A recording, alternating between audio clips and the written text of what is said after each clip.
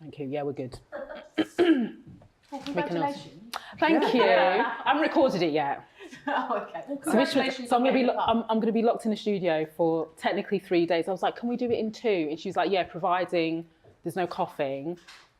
Like every other as someone said that to me, I know you can. So I'm not allowed to do any of that. It's just the honey. That's why I'm drinking a lot of honey and hot water. That's very good. Yeah, because I do find it's good. So anyway, ladies, thank you so much for coming. Thank you for actually asking me to come.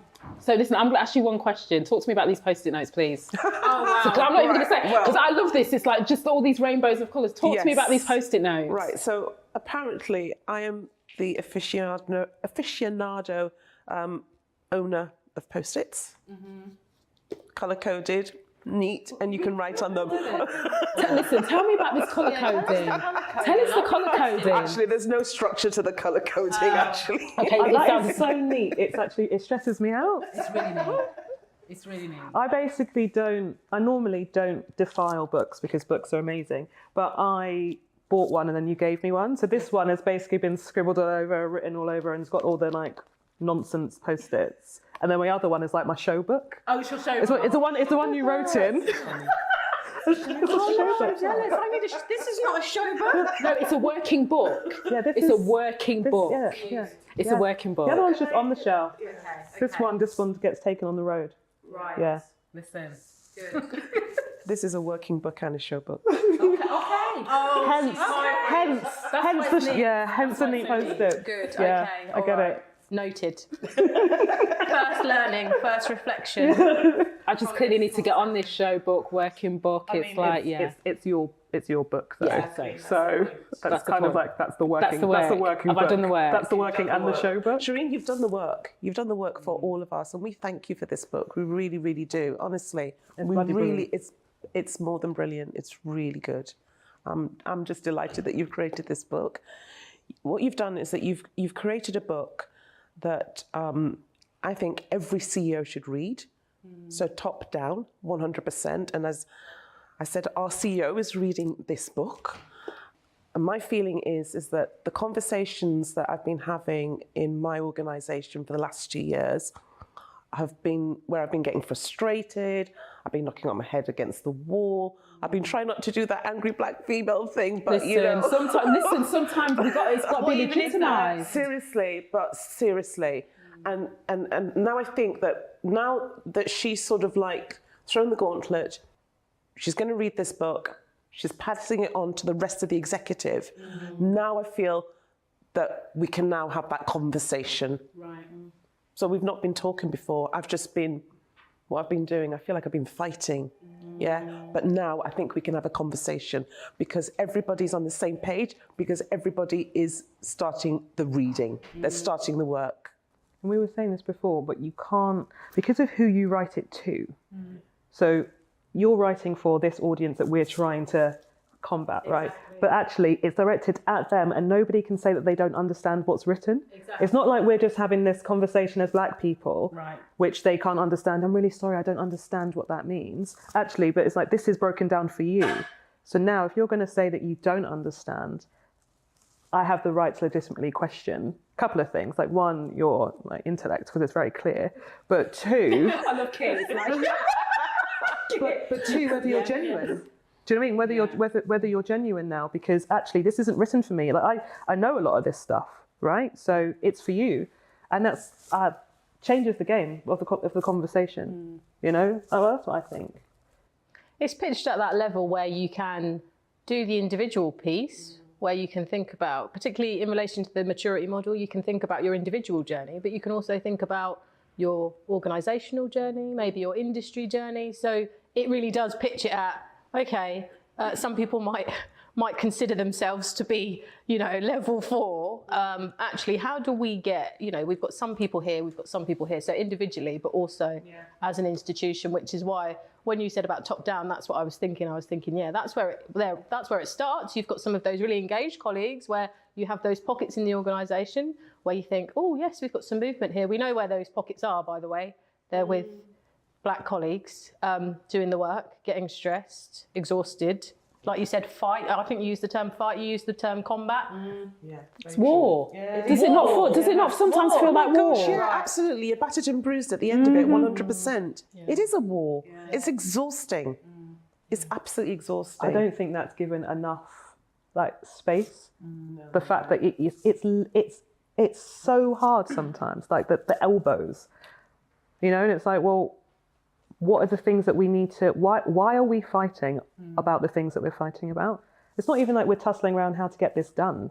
We're tussling about whether it needs to be done. I think that's, do you know what? And one of the things, the reason why partly the book is as short as it is, and when I say short as it is, right, considering the complexity of the issue, I could have wrote a tune. This could have been like, it could have been though, like volume 1, 2, 3, 4, 5, 6, 7, 8. Hold on, she's gonna come back. She's got a 2-year break, and she's gonna come back with the rest. Do you know what I'm saying? It could have been like that. But you know what? For everything you said, I was so fed up. Right? I was like, listen, short sentences, because that's how I was feeling when. Do you see what I'm saying? I do see what you're saying. Can I just interject? No, do. The first thing that 2 people have said to me this week when they've opened the book, including our CEO, is, "Oh my gosh, I am so glad the words are big." Wow. Because you know how you can get some books and the text is condensed and it's tiny writing. It's an academic textbook. Honestly, it's easy on the eyes. It's easy on the eyes. It's easy on the eyes. It's not at all scary. It's not to scary. look at. It's not trying to trick anyone. No. It's not trying to say you need to know everything about this. It's just, you know something, you've got something within your organisation, get on and do it. Here's how. That's it. There's no mystery. There's no investigation. No. Off you go. Here we go. We do it with everything else. Exactly. That's a good point. Here we go. Good point. There we go. Here it is. It's here, and you can get this done. You can get it done. It's quite simple. You can get it done. And I think what I like about it, when you're saying about the audience and who you're pitching it to, is how you can quite easily frame those conversations. I was talking about that maturity. You can frame those conversations as you need to, fluidly, with whoever you're engaging in some of that conversation. Because we were saying it's about sometimes, we can now have a conversation. Imagine that. I know. The gift of a conversation with your organisation. I can't wait to have the conversations with people, seriously. And I tell you what else is really good about this book. It's a combination. You see, the thing is, it's a bit like the TARDIS, really, actually, because you know how I said that you open it up and it's got like big words and like, oh, great, you're not having to get your reading glasses out and all this sort of stuff. It packs a punch. It packs many punches of data, all right, unequivocal data that you cannot argue with, but it's buttressed by the stories, all right? Yes, I'd agree with that. Because some of the stats really popped out at me, and I was like, wow, do you know, I never stepped back and thought about that. I think there was something about it would take us 95 years. Oh yes, for parity, talent parity. My post-it is on that. Oh, we should have post-it. We should have post-it. That's probably not the one you didn't want to take that one out, No, did I you? didn't take that one. Oh, gosh. No. But I think some of those stats, like you're saying, and layering it with all of the insights that you got from your personal perspective and your journey with trying to sort of help shine that light on some practice and being able to say, here's what the stats say, here's what organisations are saying. How can we kind of because nobody ever those two? Do you know what? Because nobody ever captures that because we're so used to using our trauma stories, right, as a lever for influence and raising awareness. And I made a very conscious decision. I'll tell stories, right, and there's qualitative data.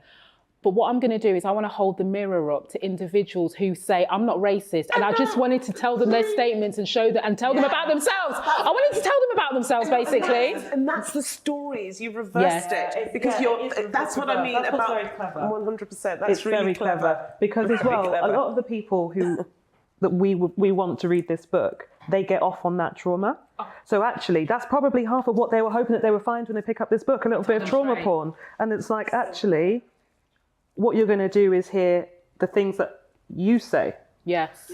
And actually those are things that cause trauma, but you're not getting the trauma and also, itself. But you don't perceive it to be causing trauma because you're just saying what rolls off the tongue. But when the people that need to read, to be perfectly honest, even though I'm sort of like, I'm embedded, or obviously I'm a black woman, British-born, north of England, Newcastle, you know, it's not quite the home of the National Front, but you know what I mean? Like the northeast of England is pretty rough. And even with our lived experience, I really found this book really educational for me. I really actually did. I learned a lot. Yeah. So I don't know it all. Just because you experienced it doesn't necessarily that you know it. You don't necessarily have the language. I love the language section. Oh my God. Yeah, should we talk about the language section? Talk about the language section. I've got post-its. I've definitely got post-its in the language section. Tell me where you posted it in the language section. So, right, my main post-it, and this is this is one of the things that surprised me, was assimilation. So what I loved about your language section was that it wasn't just like a standard glossary, which is like, this is what assimilation means. I read assimilation and it's like, why does that hit me in my chest? Really? Yeah, because it was a definition of my experience. Yes. It wasn't just a definition in abstract terms, and that's a really different thing to what you would normally see somewhere. And I was just like, oh, okay, right, we need to sit down. Good job, I've got a show book because this one's going to have some tears on it.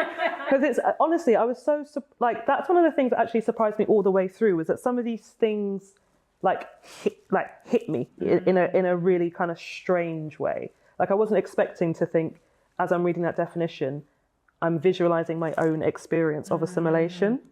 It was not the experience I was expecting to have. Yeah.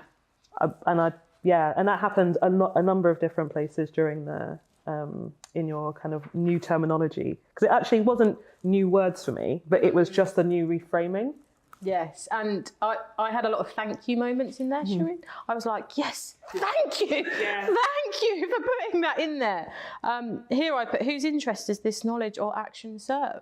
Like, why do we not ask ourselves this question all the time? And then one of the other points, one of my mantras actually, is when the last time I looked, Google is free.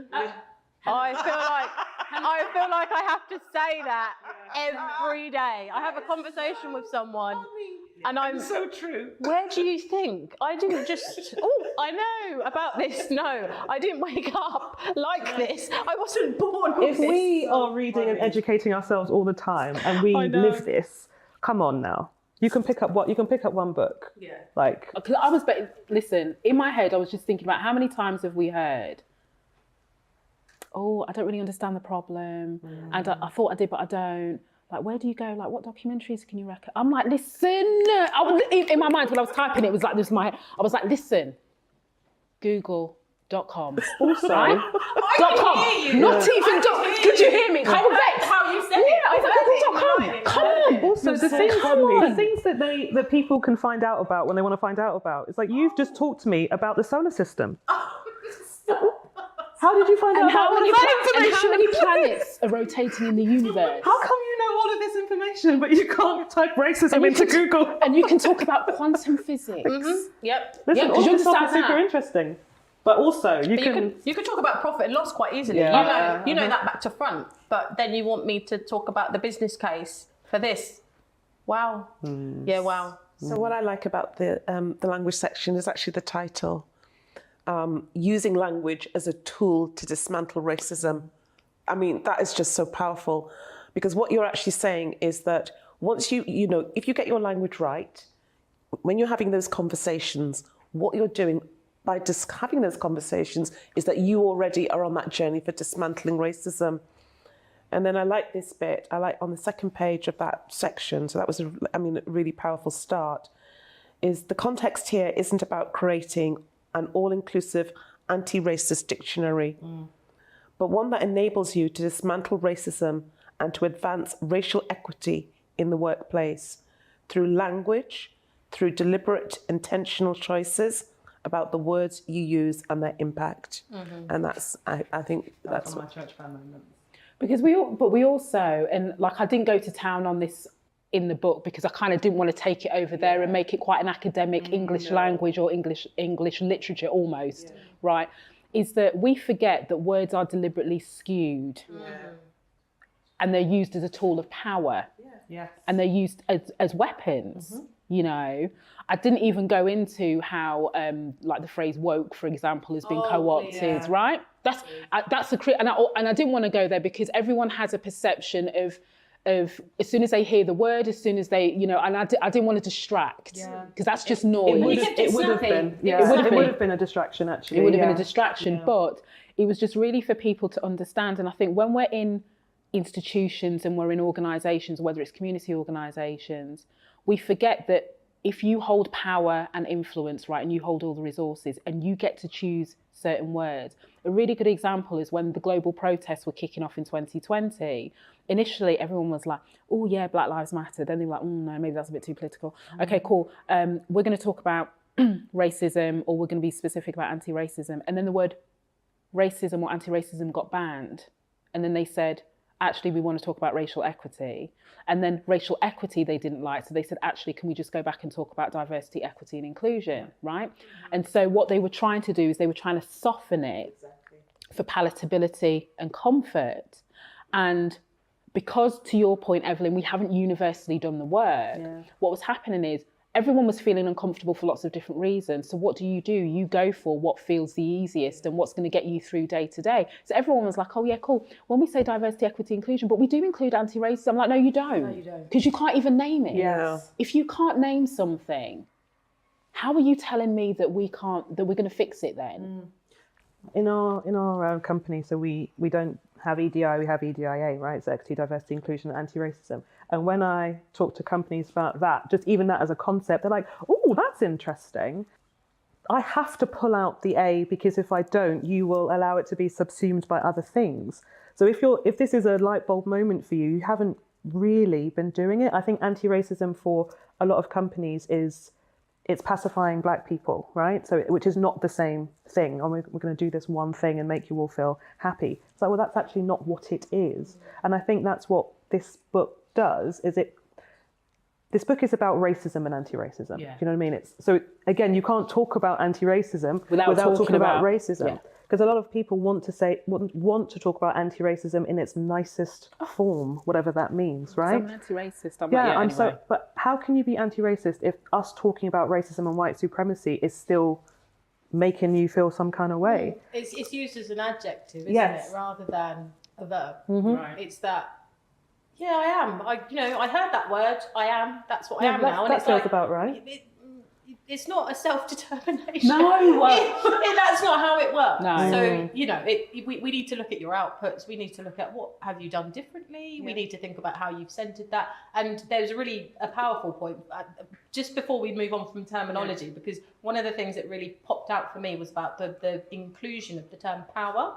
Yes. Because we use that word power all the time, and actually it is worth bringing that out and snapping that up. You know, when you was like, there was a couple of bits where you were like, bang. Yeah. And I was sort of thinking, I use that. It's one of those words that just slips off the tongue. I talk about power differentials all the time. And then all of a sudden I was like,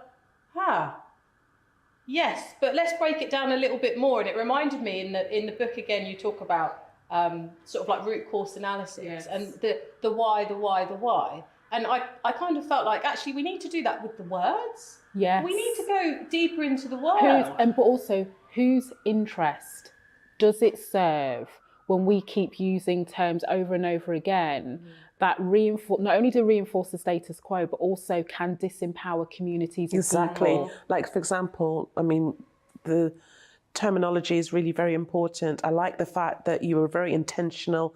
You've capitalized the B in Black. Yes. You're not talking about lowercase blacks, which is really derogatory, incredibly derogatory. And even at that level, even if within our own spheres, if we can sort of like dismantle, correcting that is actually dismantling systemic racism. Same with ethnic minorities. Yeah. Same with BAME. I was like, if we're going to do it. Put this in the bin. It was something like, dump it if you're using this. It's just like, move on. This book is for you. Please, if you're using it, please pick up this book. Don't use it. But you know, a lot of our people use that word. It does my head in. I know. Sorry, but it's so frustrating. We are not a one-word acronymed conglomerate of people. We are not. But it's interesting because, again, in the book, and this comes back to some of the conversations that I've had with others since reading it, is we use the term black, and I've always, even though people said, "Are you sure you're black, Karla?" Are you sure you're black? Karla, you just called yourself. You just Can called I yourself stop black. you there? Can I stop you there? I'm not sure that you're actually. I'm not sure either. You know, I'm just going anyway. Can you but- imagine? So yeah, I have had those challenges, but you know, there's an education. That's fine. I'm very prepared to have those conversations. There's the colorism aspect. I understand, right? It's fine. But I suppose what's happened is those conversations that I've had after have really made me reflect on actually a conversation I had even yesterday was with an Ethiopian Jew, and she's saying, "I'm not a black Jew, I'm an Ethiopian Jew." And again, in your book, you focus on, wouldn't it be great if we could get to a place where we're not, yes, black from a political perspective, 100%, I'm behind it, I understand that. I've always been very deliberate about using the term black, I always have.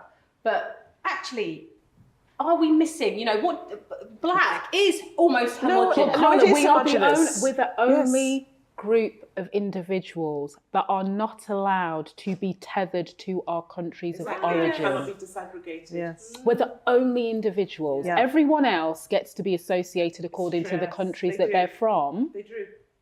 We don't. That's very true. And that's why language is so important. True. Think about Because it. it's the continent.